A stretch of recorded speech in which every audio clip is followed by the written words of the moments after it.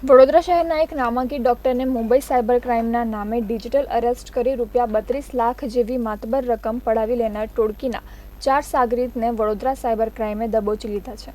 મહત્વની વાત એ છે કે વડોદરા પોલીસે ભોગ બનનાર તબીબને ₹32 લાખ રૂપિયાની રકમ પણ પરત અપાવી છે। વડોદરા શહેરમાં રહેતા તબીબને થોડા સમય પહેલા કુરિયરમાંથી એક ફોન આવ્યો હતો, જેમાં સામેવાળી વ્યક્તિએ કહ્યું હતું કે તમારા નામનું એક કુરિયર બેંકોક જઈ રહ્યું છે, જેમાં ગેરકાનૂની વસ્તુ છે। આ બાબતે અમે મુંબઈ ક્રાઇમ બ્રાન્ચને જાણ કરી રહ્યા છીએ।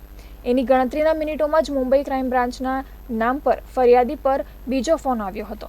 મુંબઈ ક્રાઇમ બ્રાન્ચના નામે આરોપીઓએ ફોન કરી ફરિયાદીનું વિડીયો નિવેદન લેવા કહ્યું હતું અને તેને માટે ફરિયાદીને પોતાના મોબાઈલમાં સ્કાયપી એપ્લિકેશન ડાઉનલોડ કરાવી હતી। મુંબઈ ક્રાઇમ બ્રાન્ચમાંથી બોલી રહેલા લોકોએ ફરિયાદીનું વર્ચ્યુઅલી નિવેદન લેવાનું શરૂ કર્યું હતું।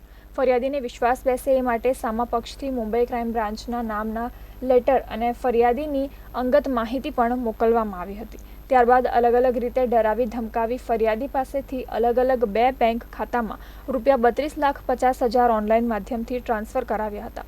ડિજિટલ અરેસ્ટ મામલે વડોદરા સાયબર ક્રાઇમે મુંબઈમાંથી 2 અને અમદાવાદ સુરતના એક આરોપી સહિત કુલ 4ની ધરપકડ કરી છે। આરોપીઓમાં ઇબ્નુસિયાદ પી અબ્દુલ સલીમ, અશરફ અલવી, ધીરજલાલ લીંબાભાઈ ચોથાણી, પ્રિન્સ મહેન્દ્રભાઈ રવિપરાનો સમાવેશ થાય છે।